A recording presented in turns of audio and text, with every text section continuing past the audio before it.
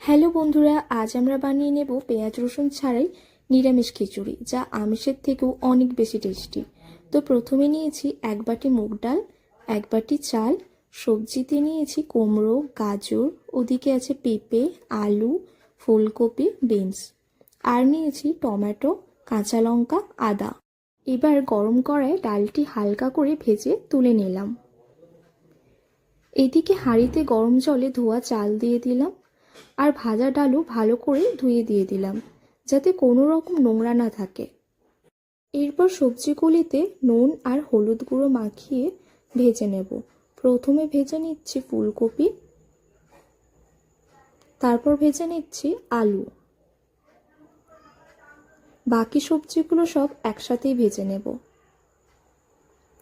সবজি ভাজা হয়ে গেছে।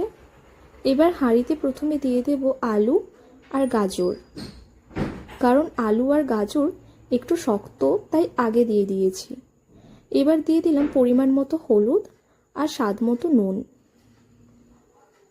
দিয়ে 15 মিনিট রাখার পর বাকি সবজিগুলো দিয়ে দিলাম। দিয়ে একটু ভালো করে নাড়াচাড়া করে নিলাম। এবার হাঁড়িতে দিয়ে দেব টমেটো, কাঁচা লঙ্কা। দিয়ে দেবার পর চাপা লাগিয়ে রেখে দেব যতক্ষণ সেদ্ধ না হয় ততক্ষণ পর্যন্ত। এবার এখানে কড়ায় গরম তেলে দিয়ে দেব শুকনো লঙ্কা, তেজপাতা, জিরা, আদার পেস্ট, হলুদ গুঁড়ো, লঙ্কা গুঁড়ো দিয়ে একটা মশলা বানিয়ে নেব। এই মশলাটি দিয়ে দেব খিচুড়িতে। মশলা খিচুড়িতে দিয়ে দিয়েছি। দিয়ে আরও একটু ভালো করে নাড়াচাড়া করে নিলাম। ব্যাস, আমাদের খিচুড়ি আজকে রেডি। খিচুড়ি নামানোর আগে ওতে একটু ঘি দিয়ে দেব, আর দিয়ে দেব জিরার মশলা। রেসিপিটি যদি ভালো লেগে থাকে তাহলে চ্যানেলটি সাবস্ক্রাইব করে লাইক, শেয়ার আর কমেন্ট করে দেবেন।